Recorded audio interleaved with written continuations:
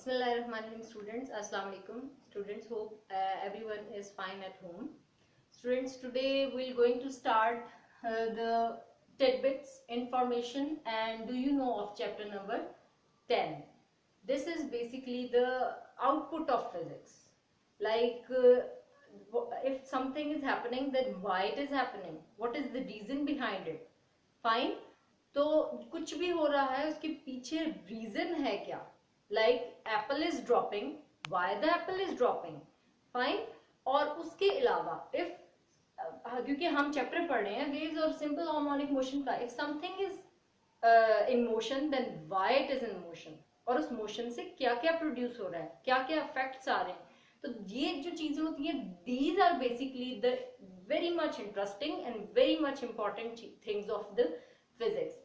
So now we're going to start these information do you know and tidbits. अमूमन teachers या अमूमन students भी questioning नहीं करते इनके बारे में, और पेपर में भी और इन योर होल लाइफ आपको अंडरस्टैंडिंग फिर बिल्डअप नहीं होती कि ये अगर कोई आपसे इन योर डेली लाइफ भी अगर आपसे कोई क्वेश्चन कर ले कि if this is happening, even if you are masters in your subject, this is happening, then what is the reason behind it, तो आपको उसका आंसर नहीं पता होता क्योंकि वो हम just we are doing learning and learning, लेकिन वो उस लर्निंग का जो रीजन है वो हम नहीं पढ़ पाते.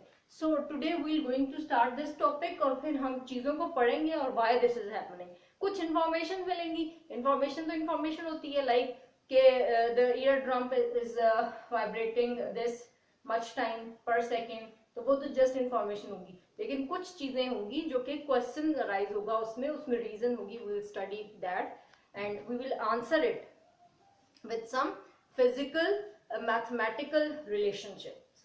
ठीक है. So the very first tidbit of this chapter is human drum.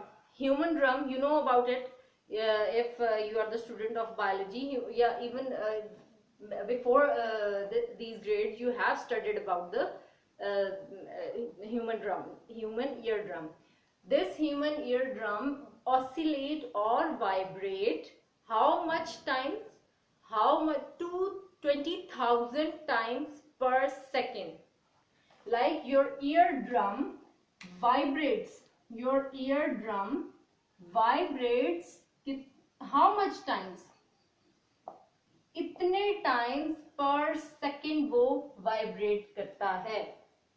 जब भी उसके लाइक कोई भी आपको आवाज सुनाई देती है तो ऑब्वियसली साउंड इज वाइब्रेशन, तो वो वाइब्रेट करता है किस फ्रीक्वेंसी पे, इस फ्रीक्वेंसी पे.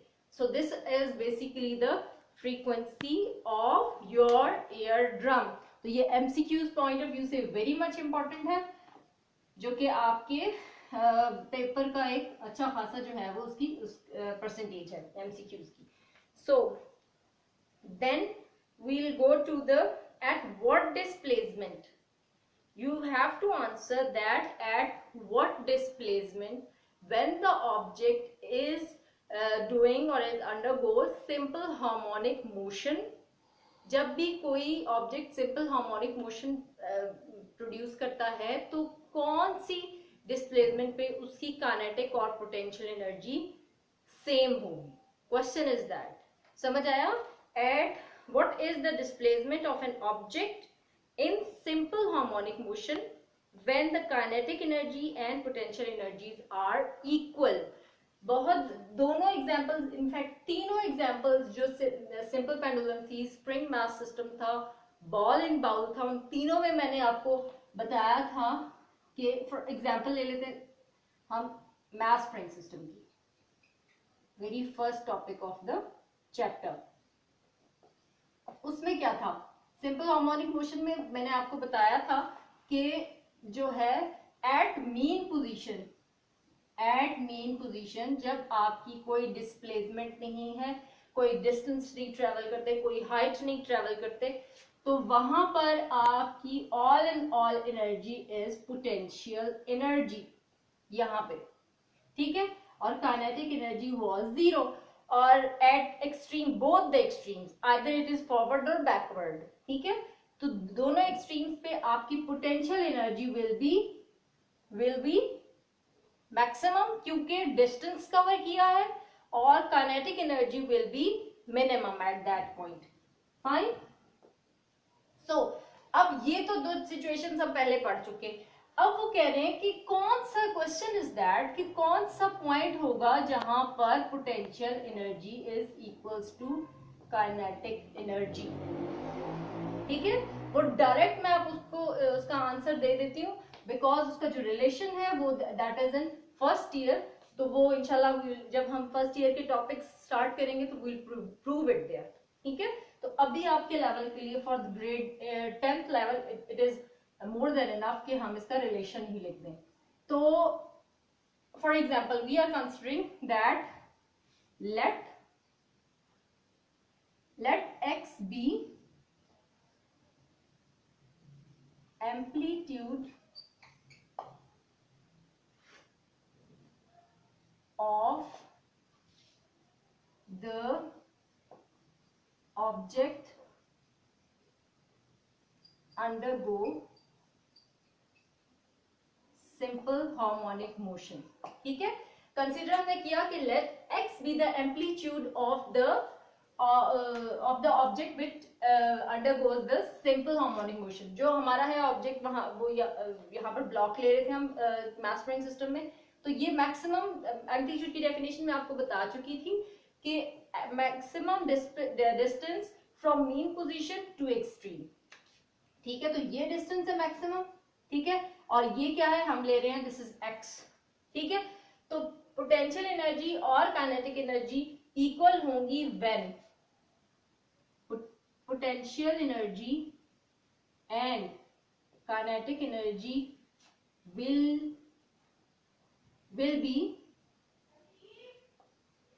be equal when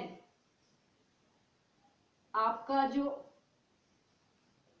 this 0.7x जो आपका एम्पलीट्यूड है उसको डिवाइड करेंगे √2 से, और this will become 0.7 times of the amplitude. ठीक है, 0.7 टाइम्स ऑफ द एम्पलीट्यूड। ठीक है, सो potential energy is equals to kinetic energy when I think it's enough.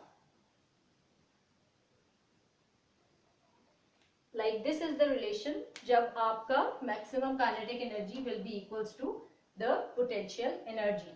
Fine.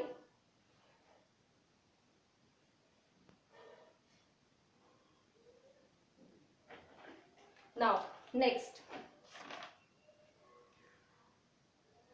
अच्छा जी, बॉल इन बाउल में ये योर पेज नंबर 4 और ये एग्जाम उसकी जो फिगर है इसके नीचे कुछ 2-4 लाइंस लिखी हुई हैं, तो उसको भी एज ए इंफॉर्मेशन हम ले लेते हैं कि बॉल इन बाउल जो सिस्टम हमने पढ़ा था उसमें बॉल इन बाउल का जो सिस्टम था वो ये था, उसमें पोटेंशियल उसमें जो आपकी जो ग्रेविटेशनल पुल ऑफ अर्थ था वो क्या करता था, वो इसकी रेस्टोरिंग फोर्स था। ठीक है, restoring force of this ball in bowl was the gravitational pull of earth. Fine. Now comes to the next figure. Next figure वही थी सिंपल पेंडुलम की।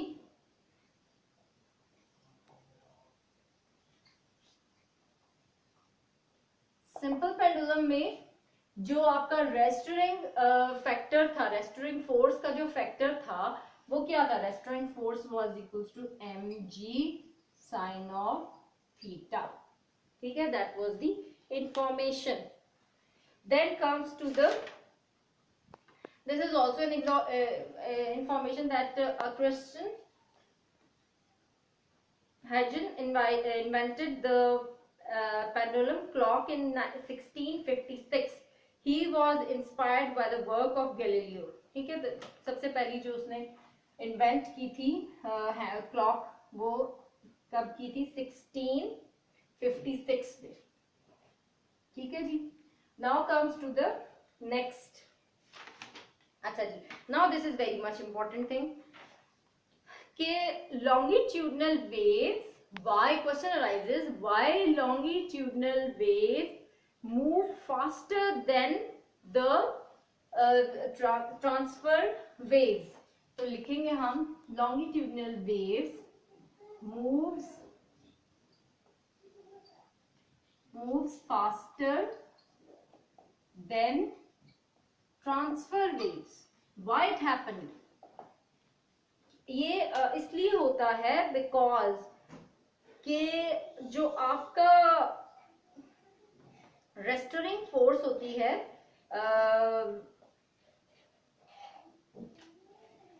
देखिए ट्रांसफर वेव क्या थी ये, फाइन, और लॉन्गिट्यूडनल वेव क्या थी जो स्प्रिंग के अंदर थी, जिसमें कंप्रेशन और रिलैक्सेशन था। दिस वाज रिलैक्सेशन, फिर कंप्रेशन, फिर रिलैक्सेशन, फिर कंप्रेशन। ठीक है।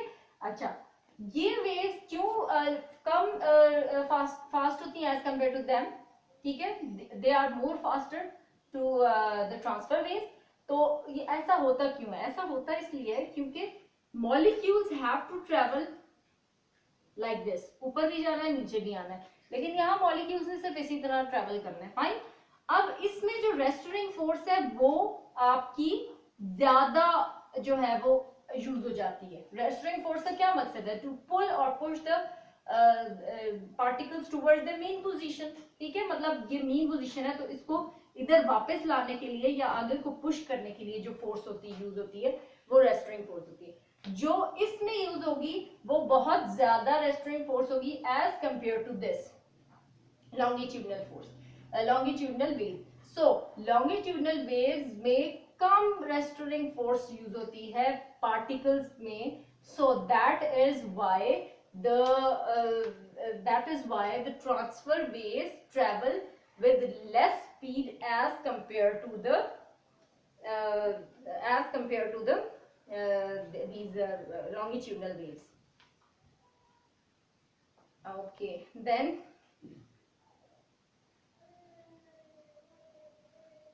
और एक इसमें एक सेंटेंस और भी है कि the transfer wave move through solids at the speed half then the speed of the longitudinal waves. ठीक है जी, ये भी कि मतलब उनकी स्पीड है कितनी? आधी स्पीड है।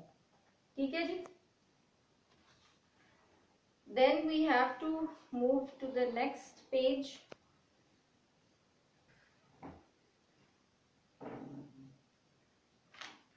Next is I think it's enough। Then आगे एम्पलीट्यूड की जो है वो डेफिनेशन है। एम्पलीट्यूड की डेफिनेशन हम पहले कर चुके हैं। So these were the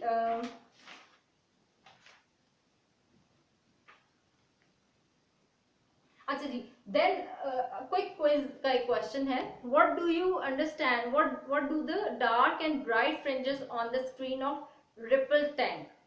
Dark और ब्राइट फ्रिंजेस पहले भी मैंने रिपल टैंक में डिस्कस किया था, उस टॉपिक के दौरान भी हमने डिस्कस किया था, और उस टॉपिक के दौरान एक वर्ड वेव फ्रंट हमसे छूट गया था, उसको भी मैं आपके सामने दोबारा एक्सप्लेन करती हूँ कि वेव फ्रंट आ जाए तो बच्चे फिर सोचते हैं कि नया वर्ड है, तो ये है क्या चीज, उसको भी हम डिस्कस करते हैं और ये भी पढ़ लेते हैं कि what do the dark and bright fringes on the screen of ripple tank represent.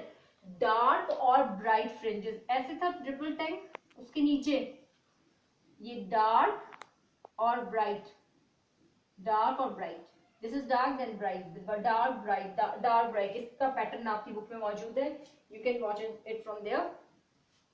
तो डार्क और ब्राइट फ्रिंजेस का जो पैटर्न था वो क्या शो कर रहा है? मैंने उस वक्त भी बताया था, क्रस्ट को शो करता है डार्क और ट्रफ को शो करता है ब्राइट। लाइक जो व्हाइट सा पोर्शन है वो ट्रफ, लाइक अगर आपकी ये क्रस्ट है, ये ट्रफ, ये क्रस्ट है, ये ट्रफ है, यू नो इट ना, क्रस्ट किसको कहते हैं? ऊपर वाला जो पोर्शन है, ट्रफ नीचे वाला। तो ये जो चीज है ये आपकी डार्क वाली साइड को रिप्रेजेंट करेगी और ये जो है ये आपकी लाइट वाली साइड को रिप्रेजेंट करेगी। ठीक है जी। ओके, नाउ एक्टिविटी है बिल्कुल एंड पे। एक्टिविटी इज दैट कि जब डीपर वाटर से शैलोअर वाटर में जाती है वेव, डायफ्रैक्शन की बात हो रही है जो हमने बिल्कुल एंड में पढ़ा था, एंड में तो खाली मिड में, second was the characteristics of water waves.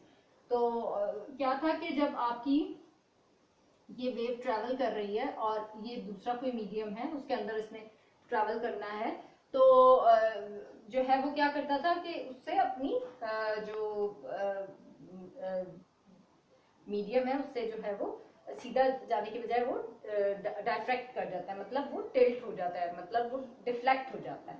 तो क्या है, हम ये रिफ्रैक्शन के लिए वो प्रोसेस हमने पढ़ा था।